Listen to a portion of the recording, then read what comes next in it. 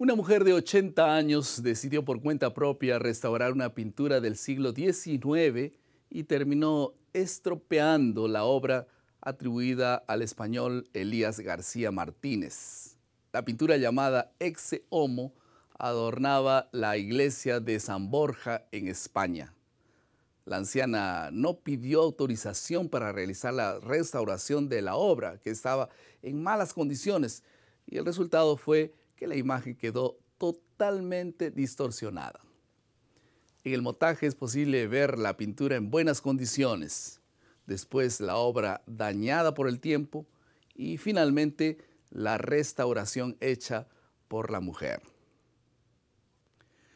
El enfoque de la lección de esta semana es recordar que nuestra misión es reflejar la imagen de Dios en la forma en la cual nos relacionamos con las demás personas y en nuestro modo de cuidar sus criaturas.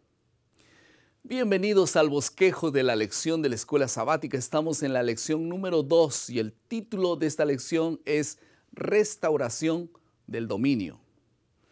Antes de pasar a la siguiente parte de nuestra lección, quisiera invitarte a usar nuestro hashtag oficial para comentar tus ideas de la lección de cada día. Es posible que tú tengas alguna declaración que te gustó, entonces coloca allí en las redes sociales usando este numeral LesADB y de esta forma podrás beneficiarte tú también y beneficiar a las demás personas con tus consideraciones. Aquí comienza nuestro bosquejo de la lección de esta semana. Bienvenidos.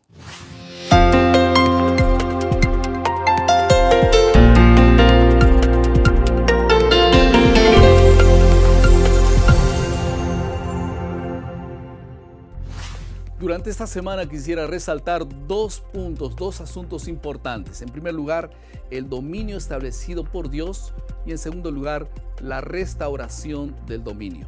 Vamos a comenzar por la primera, dominio establecido por Dios.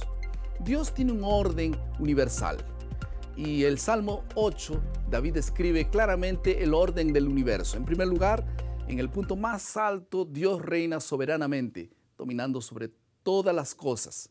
Y el texto bíblico dice, oh Jehová, Señor nuestro, cuán glorioso es tu nombre en toda la tierra, has puesto tu gloria sobre los cielos. Ahí está claramente. Debajo de Dios están los ángeles, los seres celestiales que están por encima de los seres humanos. Y finalmente los animales que son inferiores a los seres humanos. Quiere decir que este que ustedes ven aquí es el orden correcto establecido por Dios. La organización del universo es clara. Dios está por encima de todos y los ángeles están luego debajo de Él.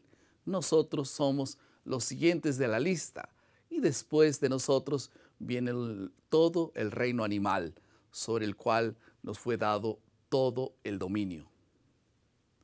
A lo largo de la historia hemos visto ejemplos de personas que intentaron modificar el orden a fin de que éste sirviese a sus preferencias. Algunos procuraron colocarse encima de Dios, pero sufrieron consecuencias desastrosas.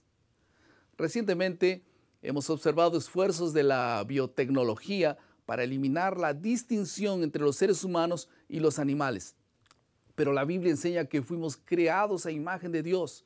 Sean cuales fueren las semejanzas físicas, genéticas entre nosotros y los animales, Dios estableció al ser humano como un orden moral distinto de los demás. Una parte importante de nuestro propósito es cuidar del resto de la creación.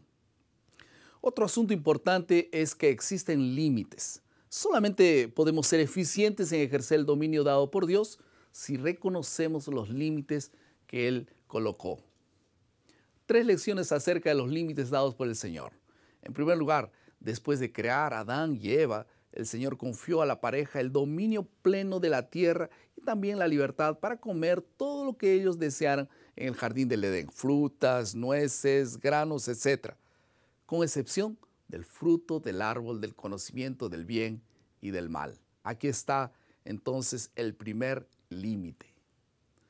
En segundo lugar, la serpiente hablante, como se la conoce, que era astuta más que todas las criaturas que Dios había formado, esta serpiente queriendo dominar a la criatura humana para sugerirle y decirle lo que tenía que hacer. Aquí ya vemos un desbalance de ese equilibrio.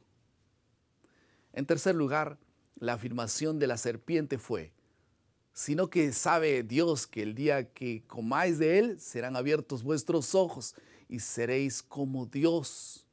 Con esta afirmación la serpiente está colocando a la criatura humana al mismo nivel de Dios. Este es el inicio de la degeneración, cuando el ser humano sale de sus límites y se pone en el mismo nivel de Dios.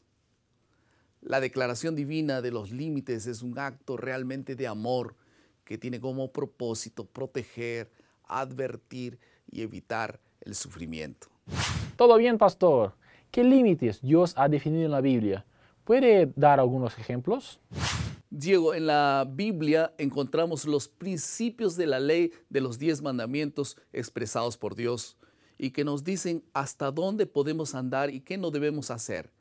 Esto es muy claro en función de la actitud que tenemos que tener con Dios y con el prójimo también. El mandamiento, por ejemplo, del sábado, el mandato del respeto por los trabajadores, por los animales, etc. Todos son límites que no podemos traspasar, todo esto para nuestro bien. El segundo asunto de nuestra lección es la restauración del dominio. Cristo vino a fin de restaurar aquello que habíamos perdido y que fue recuperado por Jesús en la cruz. ¿Cuál es el método divino para restaurar el dominio? En la parábola del buen samaritano de Lucas capítulo 10, versículo 30 al 35, hay varios personajes. Ustedes conocen. Un cierto hombre que descendía de Jerusalén para Jericó, después están los ladrones, un sacerdote, un levita, un samaritano y finalmente el mesonero. Un hombre representa a todos los seres humanos que están en este mundo y que están expuestos a peligros, a la maldad, a la destrucción y hasta la propia muerte. Los ladrones representan al diablo, que es el grande destructor, engañador y que roba la felicidad, la pureza, la paz y también la propia vida. En tercer lugar está el sacerdote y el levita, que representan a los religiosos que conocen la palabra, pero no viven la palabra porque fueron llamados a actuar y no hicieron nada. Luego está el buen samaritano, que representa a Jesús, que vino a rescatar a las personas de las manos del enemigo. Vino a buscar y curar y salvar a las personas de la condenación de la muerte. Este fue el acto de salvación y misericordia solo de Jesús. Finalmente, el mesón, que representa a la iglesia. Los mesoneros son los miembros de la iglesia. Y Jesús, que es el buen samaritano, después de curar las heridas de aquel hombre, lo llevó a la iglesia, al mesón, y mirando a los miembros de la iglesia, los mesoneros, les dijo: cuiden de él, por favor. La gran misión de la iglesia es cuidar de personas, cuidar de hombres y mujeres heridos y dominados por el pecado y ayudar en su restauración. Esta es la forma como Dios trabaja y cómo Él restaura personas. Algunas aplicaciones al final de esta segunda lección. Como cristianos debemos comprender claramente cuáles son nuestros límites y entonces ser administradores fieles dentro de esos límites. En segundo lugar, donar y prestar a los pobres con generosidad es un acto divino. Ser justo con los empleados, dar atención y ayuda a los necesitados y también dar a las personas que no pueden recompensarnos.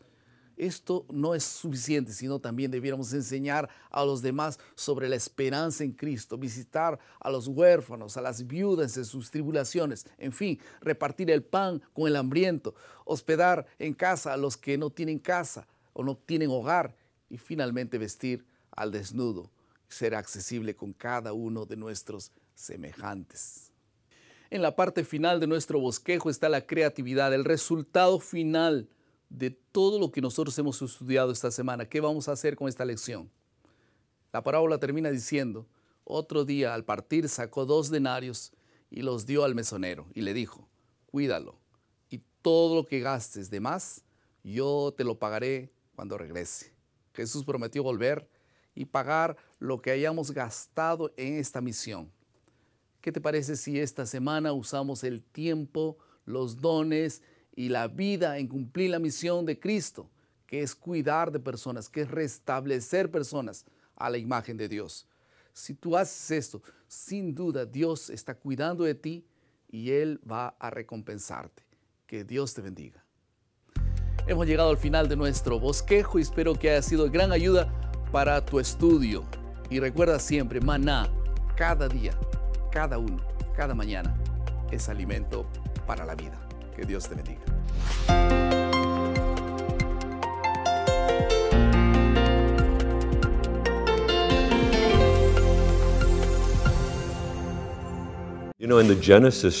En la historia de la creación, en el Génesis, Adán y Eva fueron creados a la imagen de Dios. Ellos fueron creados física, mental, espiritual y socialmente